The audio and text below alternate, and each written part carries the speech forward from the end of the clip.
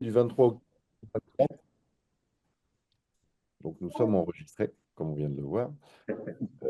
Mais merci à tous de vous être rendus disponibles pour ce décryptage de cet arrêté sur les conditions relatives matérielles, pédagogiques, de la formation aux activités privées de sécurité. Euh, donc, je remercie les DLPAJ et le CNAPS pour leur participation. Monsieur Ferry, l'inspecteur d'administration, sous-directeur des polices administratives de la DLPAJ, et Monsieur Christophe Bess, le directeur des opérations du CNAPS. Donc, nous sommes nombreux. Donc, le webinaire, je vous demanderai de couper vos micros et de couper de vos caméras pour une meilleure fluidité de la communication. N'hésitez pas à poser vos questions dans le chat. On va dérouler toute la présentation et à la fin de la présentation, on aura un moment de questions-réponses avec Monsieur Bess, avec Monsieur Ferry. Et toutes les questions qui n'auront pas été vues, comme d'habitude, on fera un résumé des questions sur une foire aux questions qu'on enverra à tous les participants. Je vois que Monsieur Ferry, est-ce qu'il est là? Oui. Oui, oui, je suis Ah, là. Je suis il est là. parfait, impeccable. Eh bien, Monsieur Ferry, je vous laisse la parole. Merci beaucoup, merci Monsieur Drifort, merci à l'UFAX d'organiser cette présentation parce que on trouve que c'est une très bonne initiative et c'est important pour nous d'expliquer l'esprit de la réforme et l'apport de cet arrêté. Donc cet arrêté, c'est une étape supplémentaire dans le cadre de la réforme de la formation. Donc vous aviez eu le volet 1, c'était l'ordonnance du 17 mai 2023. Le volet 2, c'était le décret du 6 avril 2024. Et donc, le volet 3, c'est cet arrêté du 23 octobre 2024. Les mises à jour, je ne t'en parle même pas, il y en avait des tonnes. Alors, trois autres textes vont venir après, que je vous rappelle juste pour mémoire. La révision des MAC, la formation à distance, deux sujets pour lesquels on avait lancé une concertation auprès de vous, enfin auprès de l'UFAX et auprès de d'autres organisations représentatives pour voir quels étaient les points sur lesquels on pouvait évoluer et bouger. Et troisième arrêté, ce sera l'arrêté qui créera l'examen théorique pour la filière surveillance humaine et gardiennage. Alors, pour mémoire, la réforme de la formation, elle rentre en vigueur le 1er mars 2025, c'est-à-dire dans maintenant un peu moins de 5 mois. Ça veut dire concrètement que le 1er mars 2025, tous les dirigeants de centres de formation devront avoir leur agrément et tous les formateurs leur carte professionnelle. À défaut, il s'agira d'un manquement sanctionnable par le CNAPS. Le directeur des opérations du CNAPS en parlera tout à l'heure, mais le guichet a ouvert le 1er septembre pour obtenir carte professionnelle et agrément, et donc n'attendez pas le dernier moment pour vous mettre en conformité et faire la demande auprès du CNAPS. Deuxièmement, le 1er mars 2025 également, la certification COFRAC va disparaître totalement. Les centres de formation devront d'ici là avoir la certification Calliope. Je pense que la quasi-totalité des centres, peut-être même d'ailleurs la totalité des centres l'ont.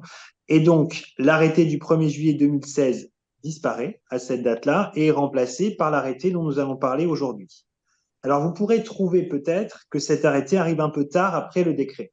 Mais entre-temps, il y a eu les Jeux Olympiques qui nous ont tous beaucoup occupés et nous avons souhaité prendre le temps suffisant pour la concertation pour arriver à un texte qui soit vraiment opérationnel et qui ne soit pas non plus une usine à gaz. C'était vraiment l'état d'esprit dans lequel nous étions et donc on a Ah, il n'y a pas prolongé la case. la concertation au-delà du temps qu'on avait initialement prévu pour finaliser ce texte et avoir quelque chose qui soit le plus opérant possible. Alors, je voudrais ici, donc, alors oui, j'ai oublié de préciser que je suis avec Anthony Bentley, qui est l'adjoint à la chef des sections des activités privées de sécurité, qui est avec moi et qui pourra m'aider à répondre aux questions que vous ne manquerez pas d'avoir. Je voulais remercier aussi vos représentants de l'UFAX, Monsieur Drifort et Madame Pruvot, avec lesquels on a beaucoup travaillé, comme lors du travail sur l'ordonnance et sur le décret. Toutes les remarques qu'ils ont faites ont été étudiées, ont été expertisées et beaucoup de remarques ont été prises en compte et ont permis d'améliorer le texte. La plupart des articles de l'arrêté, ils sont issus de l'arrêté de 2016 et ils ont fait souvent l'objet de simplifications. Parce que l'objectif de la réforme, et c'est ce que je voulais rappeler en introduction, c'est d'améliorer la qualité de la formation. Et ça passe par un recentrage sur des contrôles qui vont être liés à la qualité de cette formation et non pas concernant les locaux, la présence d'extincteurs ou d'escaliers.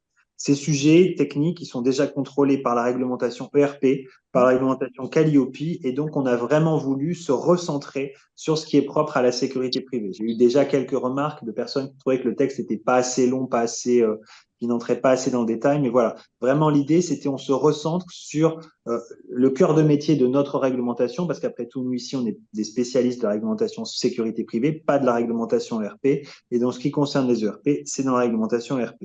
Le CNAPS effectuera des contrôles sur les centres de formation. Ces contrôles seront accentués, si je puis dire, avec le nouveau système d'information qui permettra de suivre le parcours d'un agent privé de sécurité de l'autoprêt à la carte pro, en sachant où il a été formé et quel jour il a passé l'examen, grâce aux nouvelles obligations déclaratives qui sont prévues notamment dans le décret. Outre ces contrôles, on va dire informatisés, il y aura également des contrôles physiques. Et pour mémoire, les examens obligatoires, l'examen pour la filière surveillance humaine et gardiennage, l'examen théorique, il pourra être contrôlé par des réservistes. Donc, si vous voulez, l'allègement en termes de contraintes qui était parfois un peu tatillonne, et je suis le premier à le reconnaître, qui découlait de cet arrêté du 1er juillet 2016, cet allègement sera compensé par un renforcement des contrôles avec donc un objectif de améliorer la qualité des formations. Alors, dans un deuxième temps, on va passer maintenant à l'étude, à la présentation des différents articles de l'arrêté. Donc, je vais dérouler l'arrêté pour que vous expliquer article par article qu'est-ce qu'on a voulu faire et de quoi on s'est inspiré.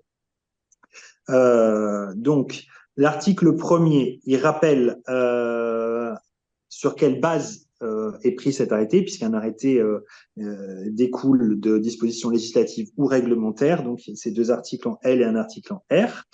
Ensuite, l'article 2, c'est une reprise de l'article 2 de l'arrêté de 2016 et il prévoit que le cahier des charges doit être respecté. Donc, voilà, que l'examen porte sur la totalité de la formation. Enfin, voilà, cet article est un peu un article d'introduction.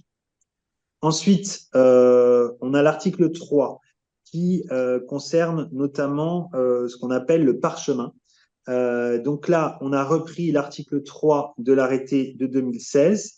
Au 7e alinéa, on exige désormais l'identité du prestataire de formation qui vient remplacer l'organisme de formation. Ça, c'est plus de la légistique. Et on a aussi voilà l'intitulé précis de la formation. Voilà, donc ça on redit en fait qu'est-ce qu'il est nécessaire de mettre sur le parchemin. On remarque parfois lorsqu'on a les projets de titre professionnel que le contenu du parchemin, il y a des difficultés à avoir tout ce qui est nécessaire. Donc là, voilà, on a essayé de le formuler de manière assez claire et donc n'hésitez pas à bien mettre tous ces éléments sur le parchemin. L'article 4, c'est sur les obligations d'assurance. C'est une reprise du 1.5 de l'annexe 2 de l'arrêté de 2016 avec un ajout de la mention concernant l'obligation de s'assurer pour les organismes de formation que les stagiaires sont assurés en cas d'utilisation de véhicules. Alors, je pense que ça concerne plutôt les stagiaires qui sont dans le titre 2, en fait, notamment les agents de recherche privés ou peut-être non, d'ailleurs, ça peut aussi probablement concerner le titre 1 sur peut-être les fonctions d'agents de surveillance rapprochés. L'article 5, c'est l'obligation de formation dans les locaux du centre de formation, sauf exception, avec là une reprise de l'alinéa 1 du 4 de l'annexe 2 de l'arrêté de 2016. Ensuite, alors l'article 6, on va s'y arrêter un peu plus, c'est le nombre de stagiaires. Donc, c'est une reprise du 4 de l'annexe 2 de l'arrêté de 2016. Donc, la règle générale, c'est 12 stagiaires par formation. C'est la règle que vous connaissez. Il y a ensuite, il y a un certain nombre on va dire, de dérogations à cette règle générale. La première, c'est pour les détectives, enfin, les agents de recherche privée. où on peut aller à 12, au-delà de 12 par session. Et pour les mises en situation pratique, on doit être à 4. Ensuite, les maniements des armes. Donc là aussi, il y a une limitation qui est à 4 stagiaires par formateur, qui est une réglementation qui existait déjà, et 6 stagiaires par formateur pour les armes de catégorie D. Donc c'est 4 pour les catégories A et B et 6 pour les catégories D. Pour les activités, ensuite, ça c'est un peu la nouveauté, les activités avec l'utilisation d'un chien. Donc là, on renvoie à l'article L613-7.1 qui est la cyno classique, entre guillemets, c'est-à-dire le chien de défense, et 613-7.1a qui est la cynodétection d'explosifs. C'est la nouvelle activité qu'on avait créée il y a 3 ans. Et donc là, le nombre maximal de stagiaires est de 6 par formateur. La règle peut vous paraître un peu stricte. Je sais que certains auraient souhaité qu'on aille jusqu'à 8. On s'est inspiré de ce qui se passe en police et en gendarmerie, en fait, puisque la police et la gendarmerie aussi forment des maîtres chiens dans le cadre de leur mission de sécurisation. Et on a rajouté à la fin une dérogation qui permet d'accueillir. Alors, je rappelle, c'est bien une possibilité. Quand on emploie le verbe peuvent, c'est une possibilité parce que certains m'ont dit que c'était pas opérant et pas intéressant dans leur domaine d'activité. Dans ce cas-là, il suffit de ne pas utiliser la possibilité. Donc, la possibilité, c'est d'accueillir des stagiaires supplémentaires qui ont été ajournés de sessions précédentes. Dans la limite de 2 par formateur et par session, mais sans pour autant on puisse dépasser 4 pour la formation aux armes de catégorie A et B. Voilà, donc possibilité d'avoir des stagiaires supplémentaires jusqu'à 2 sur les différentes sessions, sauf pour les formations à l'armement de catégorie A et B, où là, pour des raisons de sécurité évidentes, on reste à 4, qui est d'ailleurs la norme aussi pour les forces de la sécurité intérieure. L'article 7, c'est le justificatif de présence, c'est-à-dire voilà, le fait de signer lorsqu'on est présent, avec toujours la possibilité de signer par demi-journée lorsqu'il y a plusieurs modules par demi-journée. Ensuite, l'article 8, on va s'y arrêter un moment, c'est la possibilité d'organiser les formations à distance. Alors, vous aurez vu que dans l'arrêté, il n'y a pas la liste des modules qui peuvent être effectués à distance. D'une part parce qu'on a souhaité faire une concertation spécifique sur ce sujet.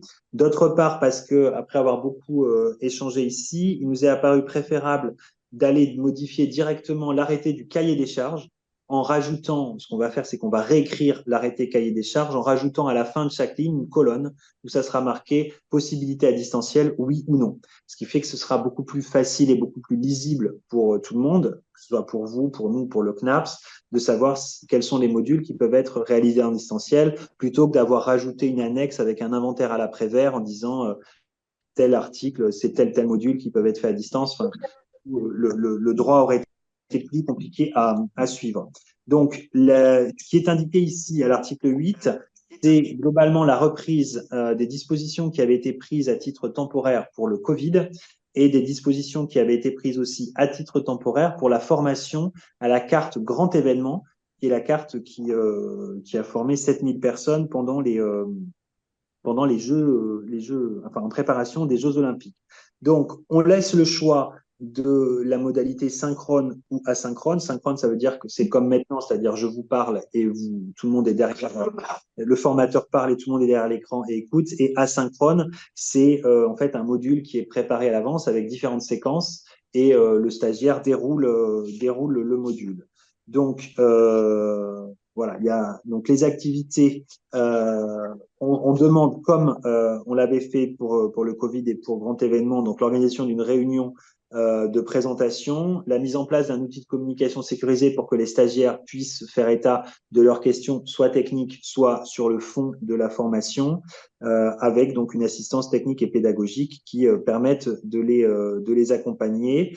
Un enregistrement de l'identité du stagiaire et de la preuve du fait qu'il a assisté à la conférence, ce qui fait très concrètement que une application comme Zoom, on peut pas faire en distanciel de la formation à la sécurité privée avec l'application comme Zoom, parce qu'on ne peut pas ensuite tracer qui était présent, qui ne l'était pas, et donc conservation des données pendant une durée de 3 ans afin que le CNAPS puisse, lors de ses contrôles, voir si cela a été fait correctement.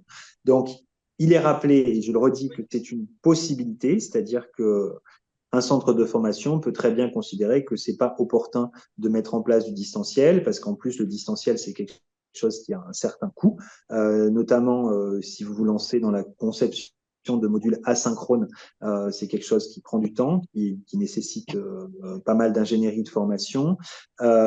C'est au centre de formation de voir aussi s'il considère que le stagiaire est en capacité, enfin, c'est opportun pour lui de faire du distanciel. Il y a certains stagiaires, certains publics pour lesquels, qui sont éloignés des outils de communication modernes et pour lesquels, évidemment, le distanciel n'est pas proposé.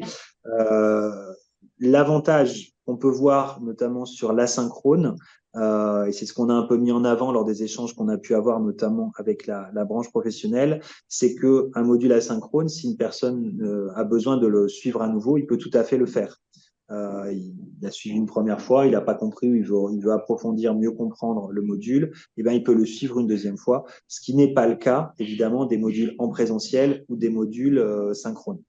Donc voilà, donc autonomie des centres de formation pour la proposition du distanciel, et si le distanciel est proposé, c'est au centre de formation de voir si tel et tel stagiaire, c'est opportun pour eux de passer par cette modalité. L'article 9, c'est l'obligation de tenir à disposition du CNAPS les documents liés aux conditions de formation. Donc ça, c'est une reprise du 3 de l'annexe 2 de l'arrêté de 2016. L'article 10, c'est l'obligation de tenir au CNAPS et du certificateur les informations relatives à l'organisme de formation, la liste du personnel, les contrats éventuels de sous-traitance, la liste des stagiaires.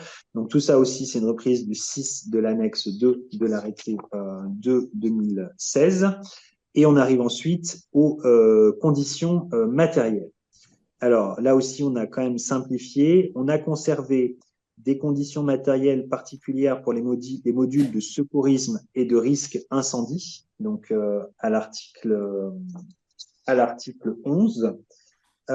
Des conditions particulières pour la formation surveillance humaine et gardiennage.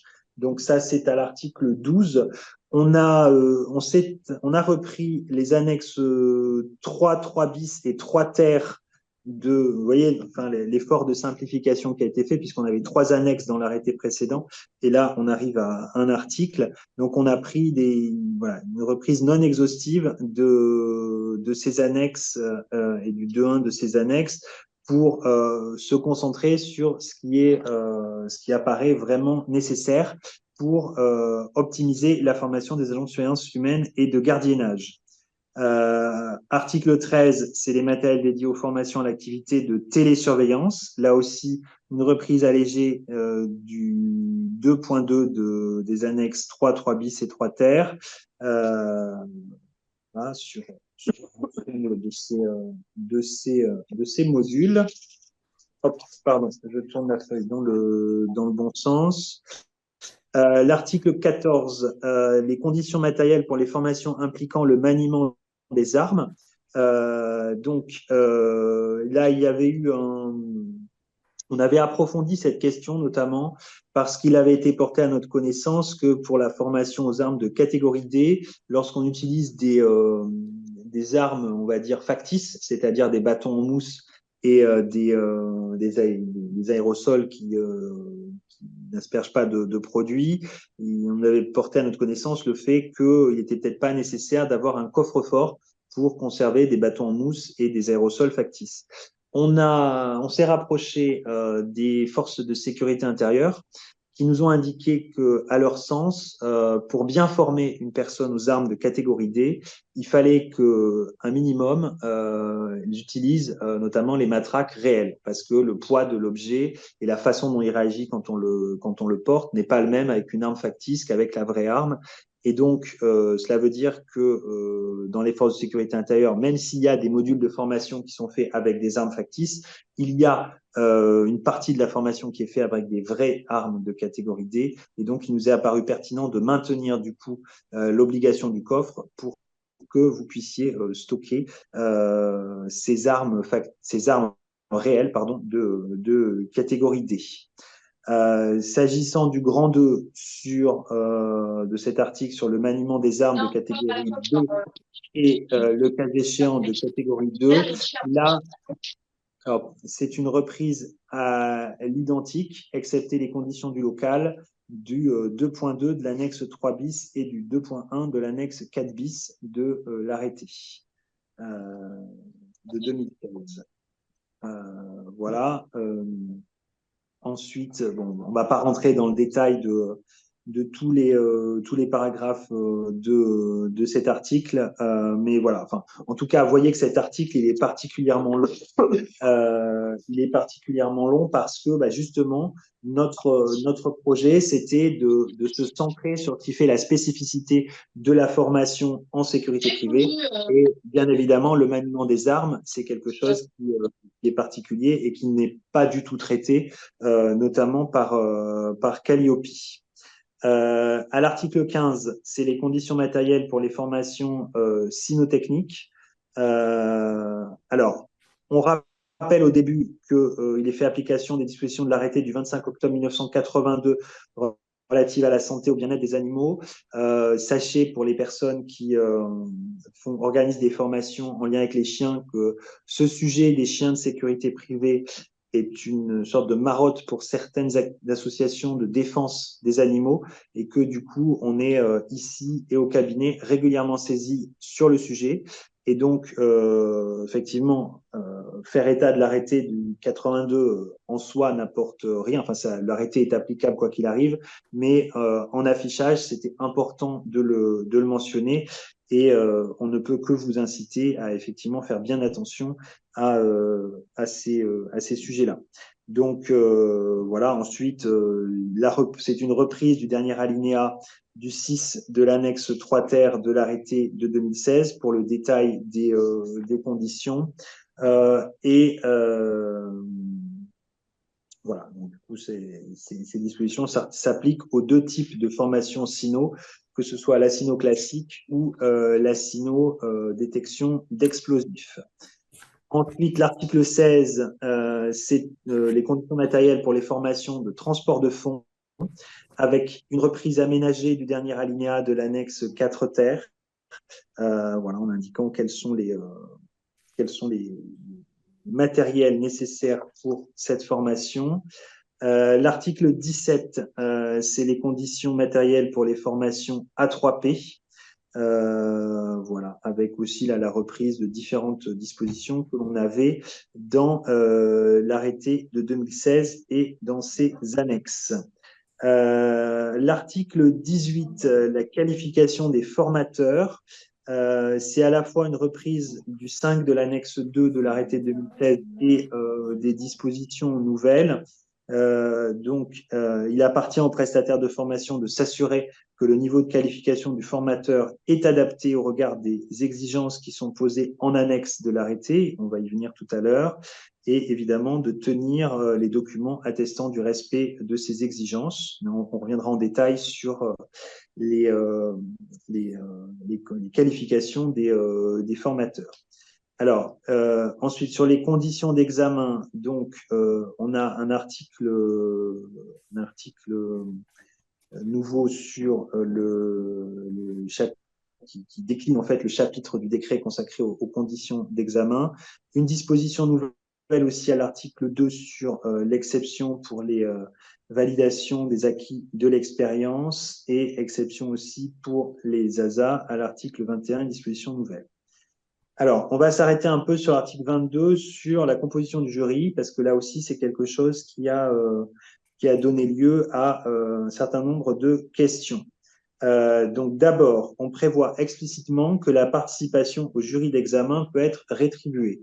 Il y avait une petite incertitude qui découlait de la rédaction précédente qui nous avait été remonté par un certain nombre de centres de formation qui nous disaient que s'ils voulaient respecter le droit du travail, il fallait payer les membres de jury et s'ils voulaient respecter l'arrêté de 2016, il ne fallait pas les payer et que du coup, il y avait une sorte de conflit entre les deux normes.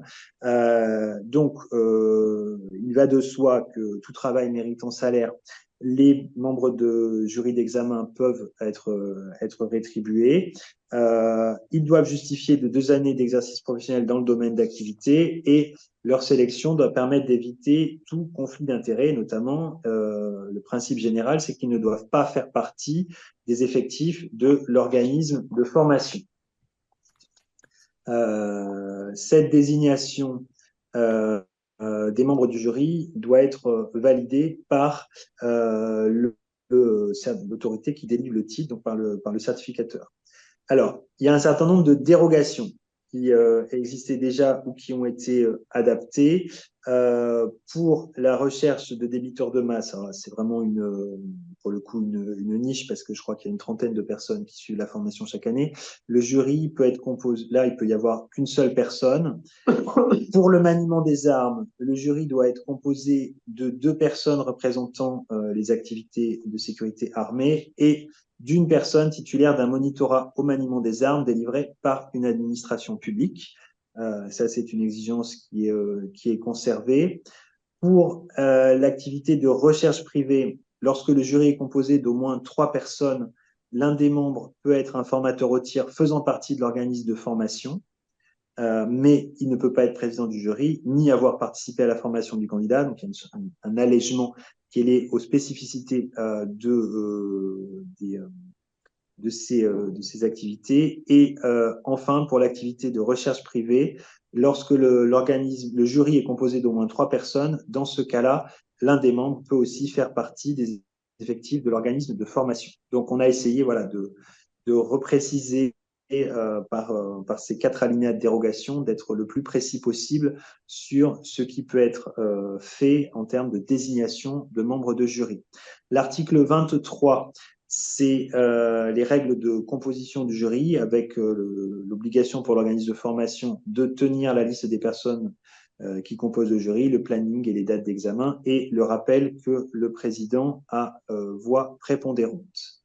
L'article 24, c'est le rôle du jury, le rôle des membres du jury. Donc là, c'est une reprise des 5.3 et 5.4 de l'annexe 2 de l'arrêté de 2016. Article 25, conditions d'examen pour l'armement, avec là aussi des reprises de chaque paragraphe, c'est la reprise d'annexes de l'arrêté 2016 qui font parfois l'objet d'aménagements.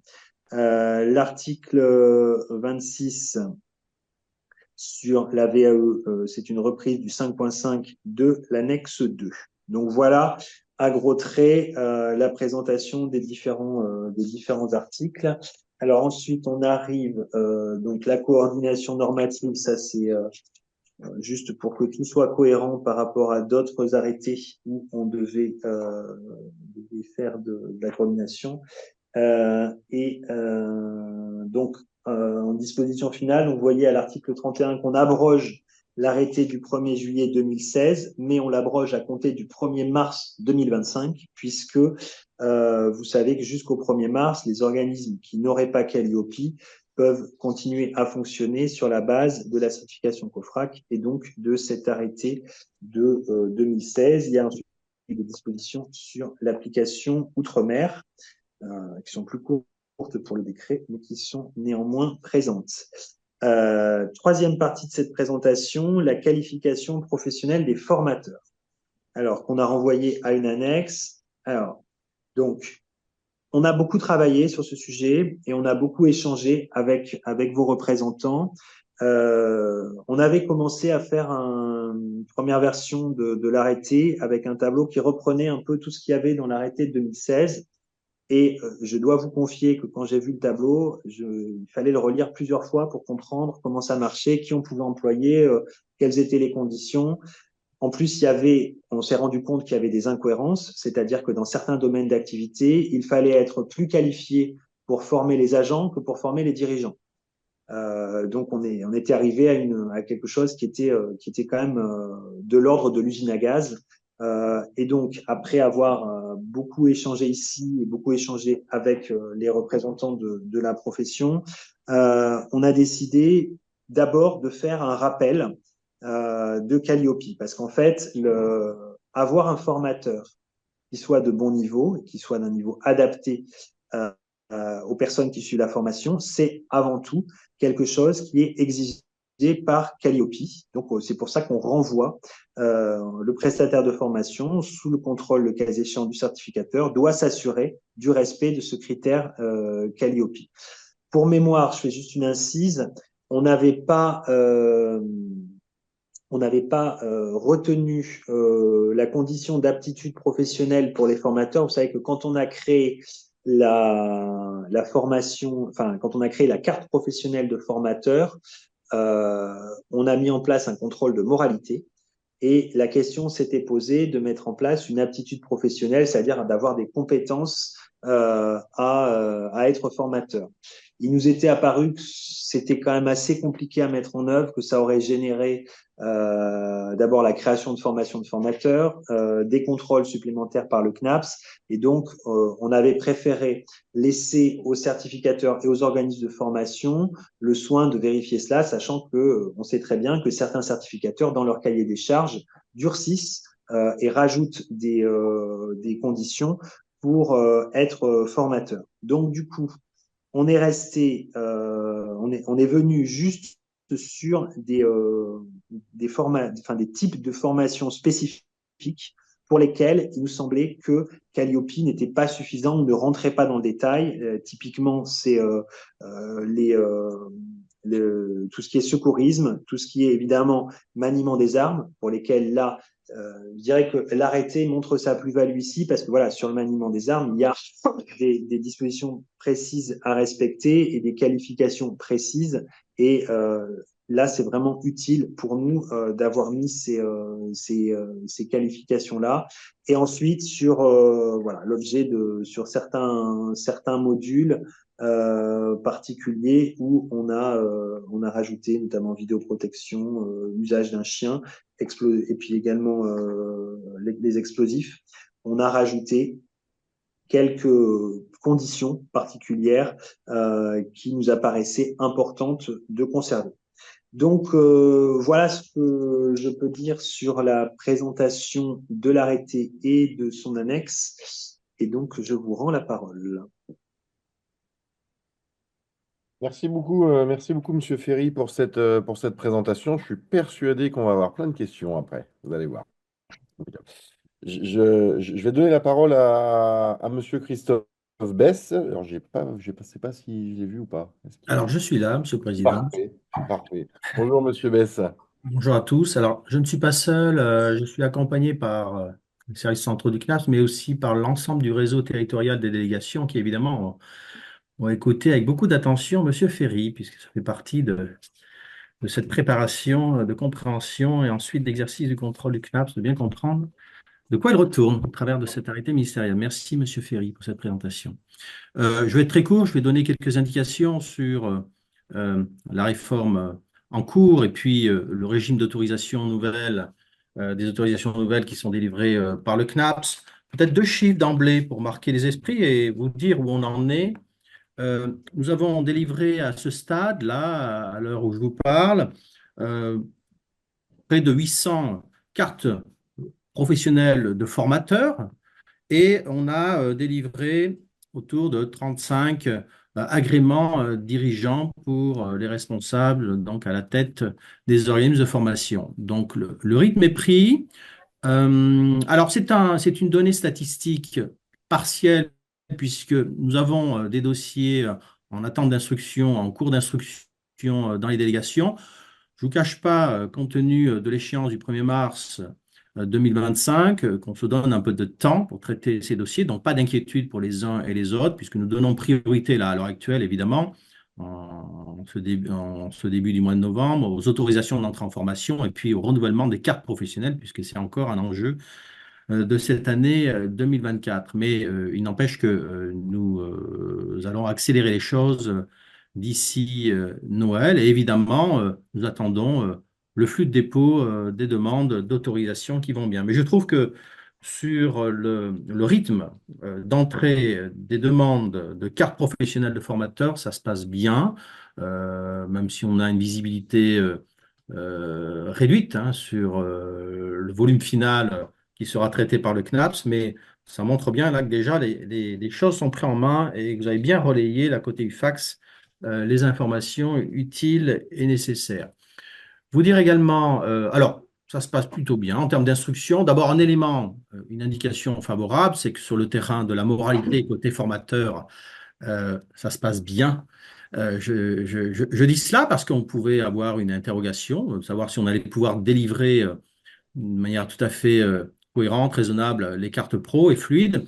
C'est le cas. Je n'ai pas de sujet massif, en tout cas d'obstruction ou de cartes pro bloquées en raison de sujets ou d'antécédents judiciaires. C'est une réalité bien marquée, il faut en faire le constat. Donc c'est assez favorable pour le coup.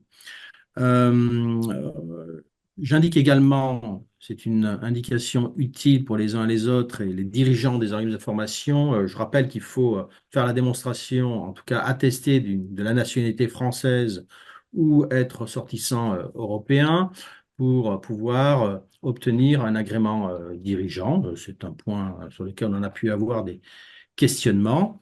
Et enfin, comme l'a rappelé M. Ferry au détour de sa longue présentation, nous aurons une action contrôle évidemment en 2025. Ça sera une thématique euh, forte de l'action contrôle du CNAPS, mais on attendra la validation du conseil d'administration de fin d'année pour, je dirais, stabiliser cette orientation-là.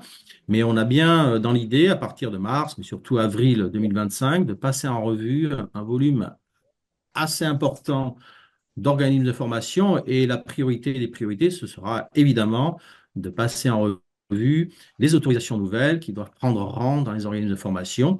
Et puis, on en profitera évidemment pour exercer notre rôle d'appui-conseil auprès des uns et des autres au détour des visites sur site de ces organismes de formation. Donc, pour en terminer de manière synthétique, la recommandation, j'invite vraiment les responsables des organismes de formation à pousser leurs formateurs à présenter leur dossier. Il n'y a pas de précipitation, mais on continue jusqu'à Noël. Là, il serait bon de pouvoir euh, collationner, enregistrer un maximum de demandes de cartes professionnelles en qualité de formateur. Et puis pour les agréments dirigeants, là également, avancez, puisque c'est un élément qu'on contrôlera en 2025. Voilà ce que je voulais indiquer à ce stade de manière extrêmement synthétique, mais pour vous donner un aperçu, une photographie rapide de ce qui se passe côté CNAPS dans l'attribution des autorisations nouvelles.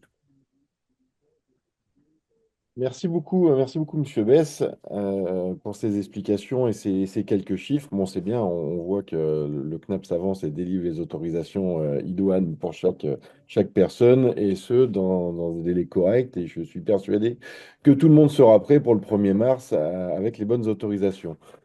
Ce que je vous propose maintenant, c'est d'enchaîner sur la séquence questions-réponses. C'est François de Villers, notre vice-président, qui va s'occuper d'animer cette séquence questions-réponses.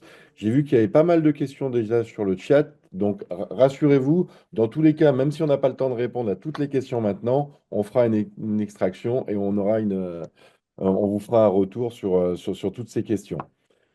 François, je te laisse la main. Merci Olivier.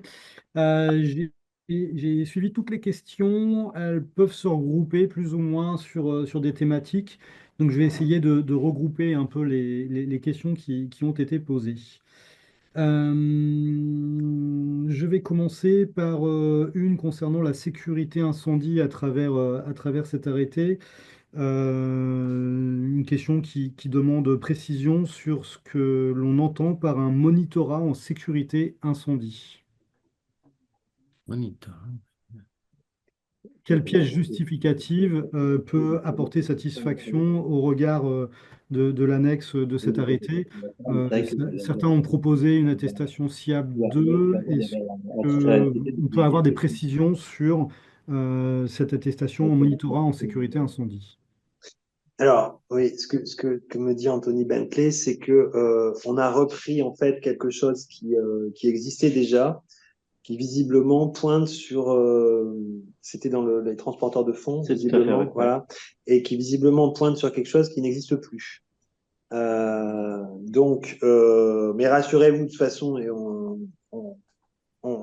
va reprendre le sujet et on fera un modificatif de l'arrêté. De toute façon, quand on va faire paraître l'arrêté sur le distanciel, oui, voilà, quand on va faire paraître l'arrêté sur le distanciel, il faudra qu'on modifie cet arrêté parce que cet arrêté renvoie notamment à l'annexe, à l'arrêté cahier des charges. Et comme on va reprendre l'arrêté cahier des charges, il faudra qu'on modifie les lignes du tableau de l'annexe. Et donc, on en profitera pour modifier le sujet du monitorat en sécurité incendie.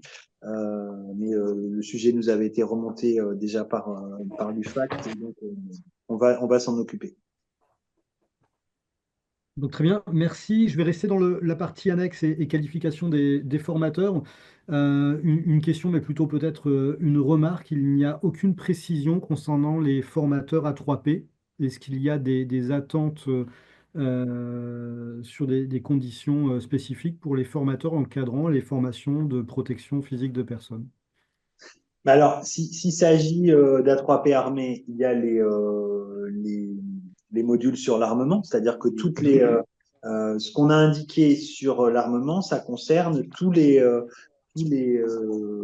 spécialités, hein, sur le maniement des armes. Après, si ce sont des A3P non armés, dans ce cas-là, bah, c'est le cinquième critère de Calliope qui s'applique. Et il n'y a pas donc il y a ce cinquième critère de Calliope. Il y a pour mémoire ce qui apparaît à l'article, ça doit être, je sais plus, c'est 18 ou 19.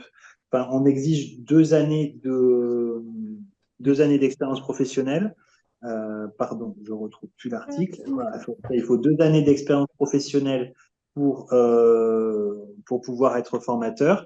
Et puis, on n'a pas mis de liste de critères particuliers sur cette activité. Donc, c'est au centre de formation d'évaluer la capacité à la personne à former. Très bien, merci pour cette réponse, Monsieur Ferry. Je vais revenir peut-être sur la sécurité incendie. Dans la partie matérielle, du coup, nous avions pardon, une question se référant au matériel et particulièrement au système de sécurité incendie. L'évolution de l'arrêté nous amène la sortie d'un système analogue, en parlant du système de sécurité incendie, qui pouvait être perçu comme un SSI virtuel, c'est-à-dire un SSI à travers un logiciel informatique sur ordinateur. Est-ce que la sortie du thème système analogue signifie que le SSI virtuel que certains utilisent dans le cadre des formations n'est plus possible à être utilisé et donc nécessite un SSI physique? Euh, c'est la question. Alors, c'est une question qui était venue à nous. Mais c'est autre chose que l'extincteur virtuel. C'est autre chose. Là, c'est la centrale incendie. C'est le... Et donc, c'est bon.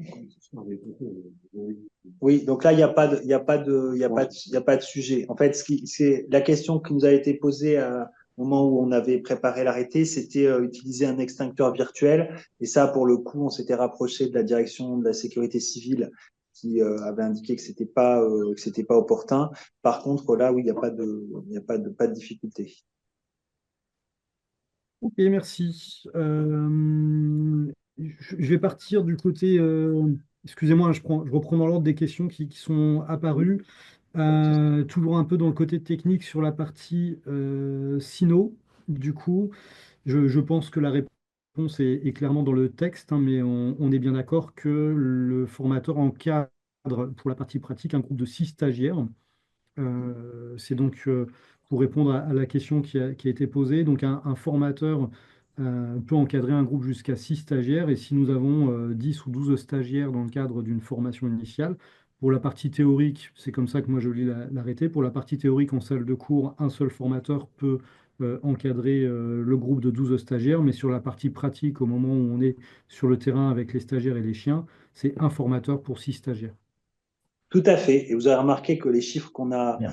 le nombre de stagiaires lorsque c'est inférieur à 12, on a toujours pris quelque chose qui tombe juste. Donc, alors, je sais bien que les formations sont pas toujours à 12, mais on a mis des 6 et des 4. Du coup, c'est à la fois, ça correspond à ce qui se passe dans les forces de sécurité intérieure, et d'autre part, c'est effectivement plus facile pour vous, parce que si vous avez une session de 12, vous avez un formateur pour la session théorique, et vous avez besoin d'un deuxième formateur pour la session pratique, et vous faites deux groupes de 6, et il n'y a pas de... Enfin, j'allais dire, ça optimise la formation. Voilà, on a aussi réfléchi en termes de praticité pour les centres de formation. Ok, donc ça répond bien.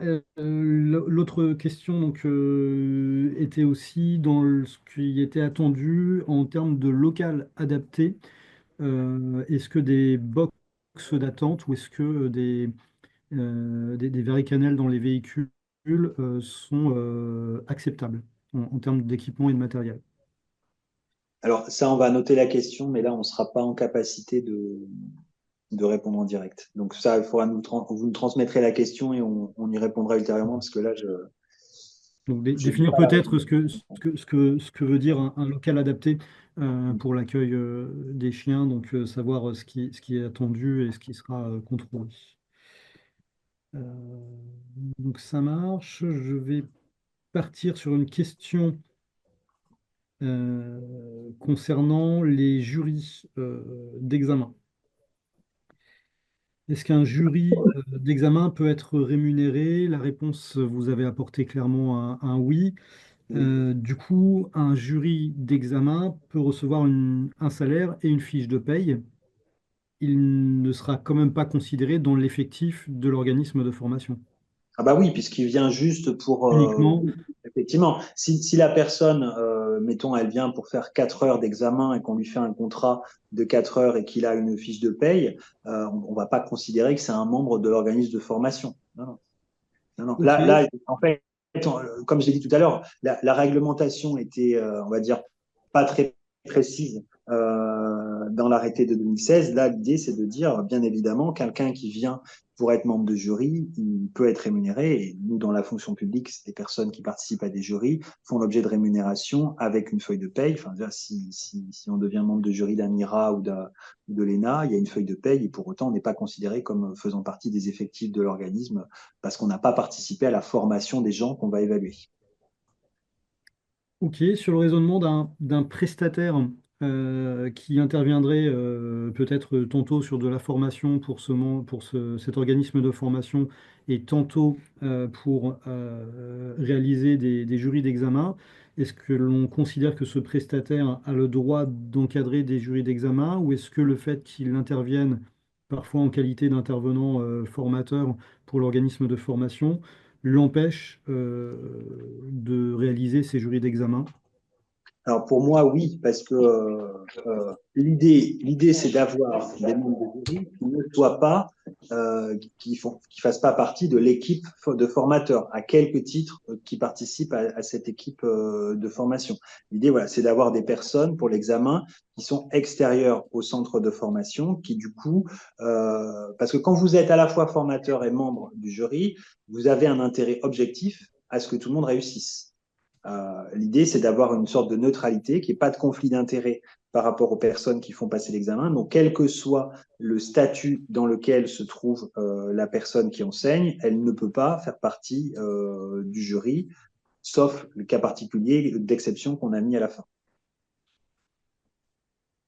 Très bien, merci Monsieur Ferry. Une question sur la mise en application de ce texte par anticipation. Est-ce que c'est jugé acceptable ou pas? Et notamment, je pense que la question vient en termes de délocalisation de certaines formations. Est-ce que le texte étant sorti aujourd'hui, on peut anticiper la délocalisation de certaines formations? Alors, le texte, il n'entre en vigueur que le 1er mars 2025. Hein. C'est-à-dire que, effectivement, La réforme de la formation, vous pouvez trouver que c'est un feuilleton qui s'étale, puisque l'ordonnance, elle date maintenant de pratiquement 1 an et demi. Mais ce qu'on voulait, c'était anticiper le cadre de la réforme et faire en sorte que pour vous, ce soit plus simple de mettre en œuvre cela. Donc là, l'idée, c'est 1er mars 2025 et les délocalisations, alors je me tourne vers Anthony Bentley, elles ne sont pas possibles dans le cadre de l'arrêté de 2016. J'avais pas en tête qu'on avait. Qu'est-ce que vous entendez exactement par localisation, en fait? Alors, j'ai plus la question précise. C'était Mick qui avait posé cette question. Je l'avais notée. Je pense qu'on parle peut-être des formations Sino qui peuvent se faire, du coup, les entraînements Sino peuvent se faire sur le site client et ça, c'est une nouveauté, je crois, dans l'arrêté. Donc, est-ce que par anticipation, les formations qui sont réalisées de façon délocalisée par rapport au centre de formation agréé peuvent se faire à partir de maintenant? Moi, je vous reprends, je vous rebalaye les questions. Pour moi, l'arrêté n'étant pas en vigueur, la réponse serait non. Oui. Voilà, on va en rester là. De toute façon, il fallait bien trouver une date d'entrée en vigueur. Dans cet arrêté, il y a des choses qui sont, on va dire, plus libérales, enfin, qui allègent les contraintes. Il y en a d'autres qui sont plus contraignantes. Et donc, on le fait paraître, du coup, 4 mois avant, ou même 4 mois avant l'entrée en vigueur. Donc, ça laisse à tout le monde le temps de s'adapter. Mais tenons-nous-en à l'arrêté et à son entrée en vigueur au 1er mars. Parfait. Alors, j'ai d'autres questions qui arrivent au fil de l'eau et j'arrive pas à toutes les prendre en même temps. Vous les posez, écoutez les réponses et suivre sur le chat. C'est un peu compliqué, mais on va reconcentrer tout ça. Je pense que certaines ont leur réponse naturelle, hein, effectivement. Donc, le SSI pédagogique virtuel, toujours possible, la réponse a été oui. Certains donnent leurs avis. Pour les formateurs dirigeants, c'est comme pour la 3P également, effectivement. S'il n'y a pas de précision dans les annexes, on se réfère au Calliope. Une question sur les réservistes, Fabrice, qui sont les modalités de contrôle du CNAPS à préciser concernant les réservistes. Donc c'est pas encore en place. Ça, pour le coup, c'est, je pense, plus en 2026 qu'en 2025, lorsque l'examen théorique organisé par l'État donc vous savez qu'on a prévu dans l'ordonnance et dans le décret la possibilité pour l'État d'organiser une ou plusieurs épreuves dans une ou plusieurs spécialités. La rédaction est très ouverte dans l'ordonnance et dans le décret, mais le projet du gouvernement, c'est d'organiser l'examen théorique pour la filière surveillance humaine et gardiennage dans un premier temps. Après, je ne sais pas comment les choses évolueront, mais si d'autres spécialités veulent se greffer, si l'État considère qu'il est opportun de greffer d'autres spécialités, ça pourra être étendu. Mais dans un premier temps, ça sera surveillance humaine et gardiennage. On a prévu dans l'ordonnance la possibilité pour les réservistes de police et de gendarmerie de venir faire des contrôles de l'examen, c'est-à-dire de venir notamment s'assurer que les personnes qui passent l'examen sont bien les personnes qui sont inscrites et qu'il n'y a pas d'usurpation d'identité. Parce que très concrètement, l'examen théorique correspondra grosso modo à ce qui est aujourd'hui organisé par la branche et on l'a passé, nous, on a passé une partie de l'examen. On s'est bien rendu compte qu'il était impossible de copier sur son voisin parce que c'est pas les mêmes questions. Donc du coup, la triche en copiant, elle ne fonctionne pas. Par contre, la fraude qui peut arriver, c'est une fraude à l'identité, qui est quelque chose qu'on connaît notamment, et vous le voyez dans la presse, sur le permis de conduire, puisque le permis de conduire est maintenant organisé selon ces mêmes modalités. Donc l'idée, c'est d'avoir des réservistes de police et de gendarmerie qui, dans le cadre de leur mission de réserve, pourront venir contrôler les centres de formation au moment de l'examen. Et dans la mesure où il y aura une déclaration obligatoire 31 jours avant le jour de l'examen, le centre de formation devra dire, voilà, moi je veux faire mon examen tel jour à telle heure, ce qui sera nécessaire pour que le CNAPS ouvre l'examen et envoie un lot de questions pour chaque stagiaire.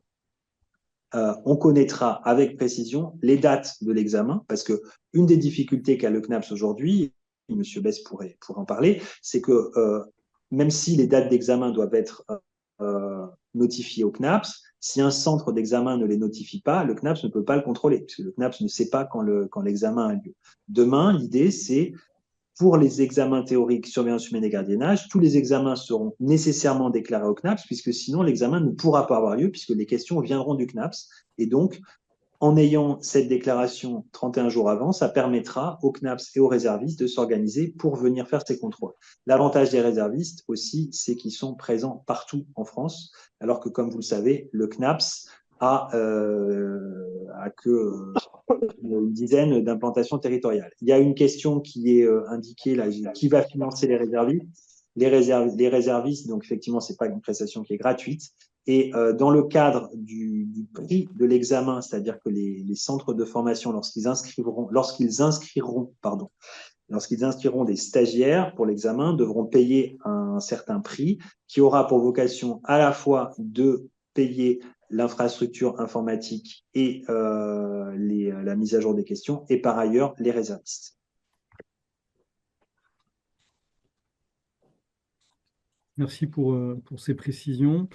J'ai donc encore pas mal de questions. Euh, Sur la partie Sino, je revois encore, évidemment, le TFP-ASC sera concerné par cet arrêté. Quand il y aura délocalisation, évidemment, si la nature des exercices amène de la pratique du mordant, les autorisations auprès de la préfecture devront être réalisées. Ça me semble normal. Euh, j'ai perdu un peu le fil de l'eau avec la quantité de questions, mais je pense qu'on a fait un peu le tour. Il y avait peut-être un moment, j'ai repris sur les contrôles qui vont être amenés, est-ce qu'ils vont être annoncés par le CNAPS ou pas? Est-ce que ce sont des contrôles, des visites de centre prévenues ou inopinées? Donc ça, je ne sais pas si le CNAPS souhaite ou peut répondre à cette question. Monsieur Bess, j'ai vu que vous aviez rallumé votre caméra. Oui, je réapparais. Écoutez, nos contrôles par construction, vous le savez, ont un caractère inopiné. Donc, non, il n'y aura pas d'annonce de visite du CNAPS. Il y aura simplement, comme vous l'avez compris, il y aura une traçabilité très forte de ce qui sera fait avec les stagiaires qui rentreront en formation et nous aurons la maîtrise des dates effectives d'ouverture des sessions de formation. Et donc, à partir de ces informations que nous aurons au niveau national, nous pourrons décliner, programmer des contrôles, mais qui conserveront un caractère inopiné. Très bien. Merci, Monsieur Bess. Alors, est-ce qu'un SIAP 3 peut obtenir d'office un agrément de dirigeant d'un OF? Je pense que la réponse est non, hein. On a déjà débattu sur le sujet.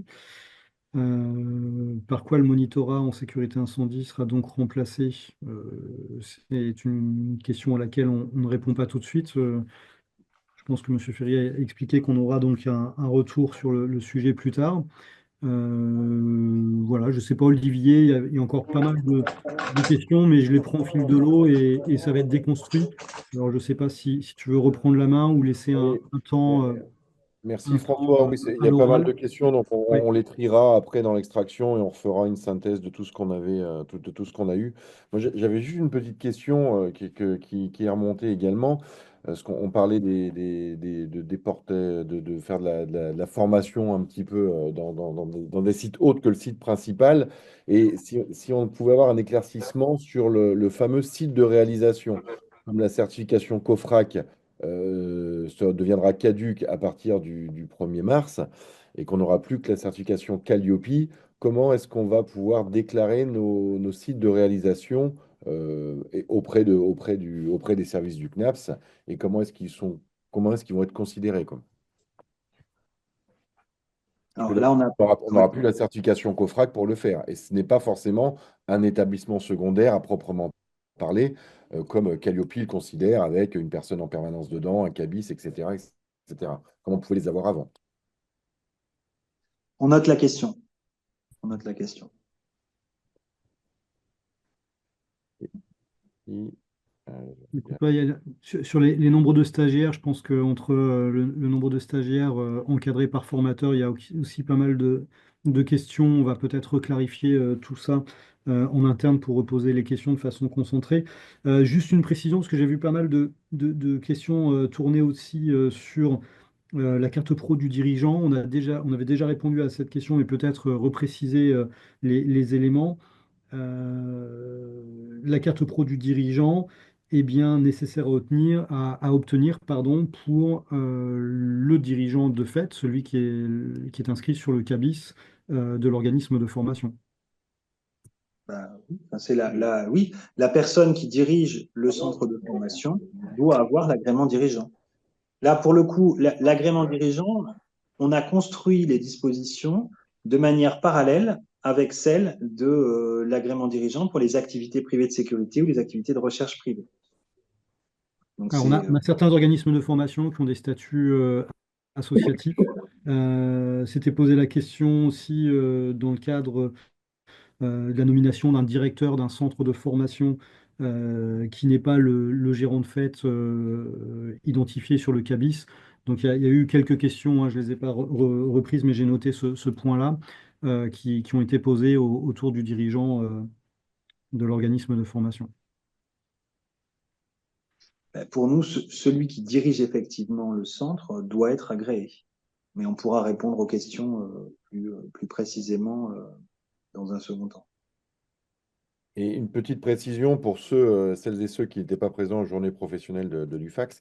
On est bien d'accord que celui qui a déjà un agrément dirigeant d'une entreprise de sécurité effectue quand même une demande d'agrément dirigeant d'entreprise de formation. Oui, effectivement.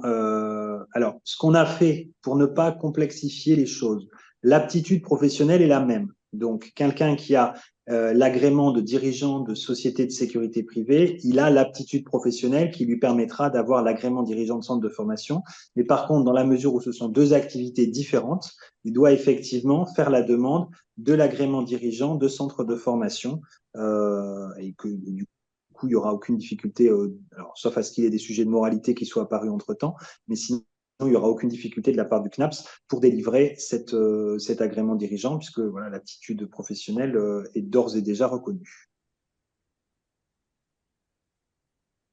Bon, ça c'est bien comme ça. On refera une communication de toute façon sur cette thématique-là. François, est-ce que tu as vu d'autres questions ou alors est-ce qu'on se dit qu'on va récupérer les dernières et on fera des réponses On va récupérer, peut-être que j'avais vu une question passer aussi sur les délais pour traiter les demandes justement de dirigeants, mais je pense que M. Bess avait répondu également sur l'accélération là, jusqu'à Noël de ces traitements. Oui, alors je ne sais pas ce que cache cette question, mais on est sur des traitements toujours maîtrisés côté CNAPS. Simplement, j'ai indiqué hein, que nous ne traitons pas en mode urgence absolue, puisque la deadline, c'est quand même fin février 2025. Mais évidemment, avant Noël, nous souhaitons délivrer un maximum d'autorisations et d'agréments dirigeants. En fait, la problématique actuelle, c'est plus réceptionner ces demandes d'agréments dirigeants. Donc, il faut pousser les feux et qu'on puisse bien enregistrer ces demandes côté CNAPS. Mais sinon, il n'y a pas de difficulté particulière pour délivrer ces agréments dirigeants, sauf s'il y avait nécessité, évidemment, d'une enquête approfondie au gré de ce que l'on peut repérer et vérifier et cribler. Mais il n'y a pas de difficulté particulière. Très bien, merci M. Bess. Merci, Bon, Monsieur Bess. les questions tombent encore, donc je ne Ouais. sais pas comment tu veux faire, Olivier, mais on aura du mal à... Allez, on va en prendre deux à l'oral. J'ai vu que Monsieur Ravet avait levé la main. On en prend deux à l'oral et après, vous continuez à les mettre. Et même si vous avez encore des questions qui vous viennent à l'esprit une fois que le webinaire est terminé, n'hésitez pas à les envoyer sur notre boîte, la boîte contact ou admin de l'UFAX, et on les centralisera et on les synthétisera dans nos réponses. Monsieur Ravet, on vous écoute. Oui, bonjour à tous. Bonjour Monsieur Drifort. Merci de m'accorder la parole.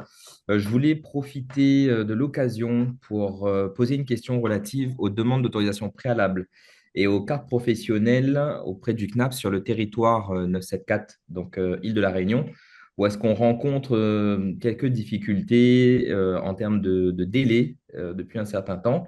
Du coup, avec cet aspect de dirigeant, mais en repassant sur les apprenants ou même les agents de sécurité, est-ce qu'il y a une action qui est prévue prochainement pour ramener de la fluidité sur les opérations entre les OF et le CNAPS au niveau de la réunion? Alors, il faudra peut-être que vous repreniez contact avec moi en direct, que je comprenne bien la problématique, mais normalement, l'antenne de l'île de la Réunion fonctionne comme il se doit. Simplement, elle est en mode de transition, puisque nous allons adosser cette antenne du CNAPS, qui n'est plus réellement une délégation, à une délégation, à la délégation Nord, qui va venir en appui renfort pour traiter les demandes. Mais je suis preneur, hein. Évidemment, Monsieur Drifort, il faudra peut-être confier mon adresse mail à Monsieur, qu'on puisse préciser les choses, que je comprenne bien le contexte ou la difficulté qui pourrait exister avec les OF. Et puis, je rebouclerai. Donc, je ne répondrai pas de manière définitive là.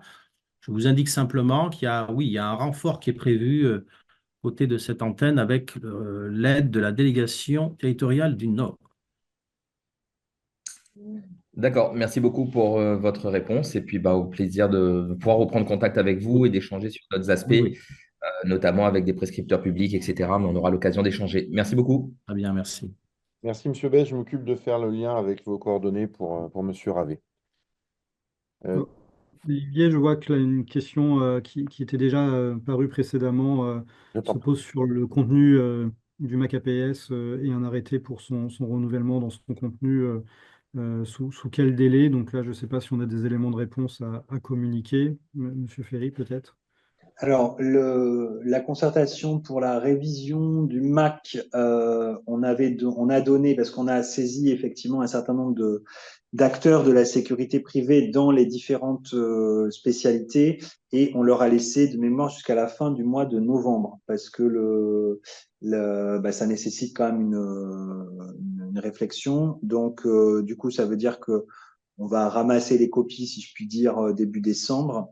Et après, c'est le temps de traitement chez nous, sachant qu'évidemment, plus il y a de modifications qui sont demandées, plus ça prend du temps à regarder. Parce que si certaines spécialités reviennent en disant, nous, c'est statu quo, on ne demande pas de modif, ça sera vite traité.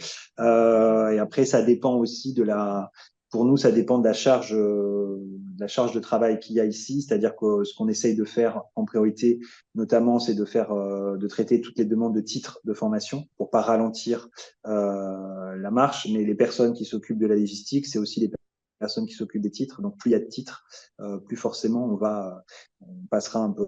On passera en second plan et ça mettra un peu plus de temps, mais sachez qu'on est mobilisé dessus et qu'on étudiera toutes les contributions qui nous seront faites pour faire en sorte que l'arrêté paraisse au plus vite. Mais en tout cas, la parution, c'est pas avant début 2025, très clairement. Corinne? Oui, je pense qu'il y avait une question qui nous a été posée là-dessus, Monsieur Ferry. C'est que actuellement, concernant le MAC, nous vivons jusqu'au 31 décembre, si mes souvenirs sont bons, dans une période transitoire de possibilité de faire du MAC à distance. Donc, qui, si j'ai bien en tête les dates, doit tomber au 31 décembre 2024. Et compte tenu des échéances qu'on vient de rappeler là, on a peut-être une période de rupture qui pourrait être problématique puisque on a vu maintenant qu'on souhaitait finalement, enfin que d'ailleurs de par l'article 8, là on a pérennisé la possibilité de faire du à distance. C'est parce qu'on est en train de travailler sur le contenu et sur ce qui peut l'être de façon définitive. Mais peut-être on va avoir une période de rupture, je ne sais pas, sur le premier trimestre 2025 qui pourrait être problématique. Donc, est-ce qu'il y a moyen de faire quelque chose de ce côté-là? Je pense qu'on a déjà eu cette question des organismes de formation. Alors moi, j'avais pas en tête que le distanciel pour le MAC s'arrêtait au 31 décembre 2024. Alors, Anthony Bentley est en train de regarder. On regarde, on note. D'accord, merci. C'est un point que j'avais pas en tête, effectivement. Bon, très bien. Donc, on arrive à la fin de ce webinaire. Donc, on a pris toutes les questions en compte. Merci. On va vous répondre avec bien évidemment précision sur toutes ces questions qu'on aura fait valider par le CNAPS et la DLPAJ en amont, bien évidemment. On va encore vous solliciter. Donc, il me reste à tous vous remercier pour votre présence. Merci beaucoup à Monsieur Ferry et ses équipes et à Monsieur Bess et ses équipes pour leur présence et à tous les adhérents et les adhérentes et les invités qui se sont libérés ce matin pour toutes ces explications. Donc, on se donne rendez-vous bientôt pour les décryptages sur les prochains arrêtés à venir, hein, la formation à distance, la refonte du MAC et après l'organisation des examens. Mais ça, à mon avis, ce sera plus en 2025 qu'on aura les éléments. Et puis, n'hésitez vraiment pas, si vous avez des questions, à nous les faire remonter dans la journée ou d'ici demain pour qu'on puisse les synthétiser et vous faire une réponse au plus vite, au mieux, avec toutes les interrogations que vous pouvez avoir. Et bonne journée à vous et un bon appétit pour ceux qui vont aller déjeuner. Merci à vous. Merci. Merci. Au revoir.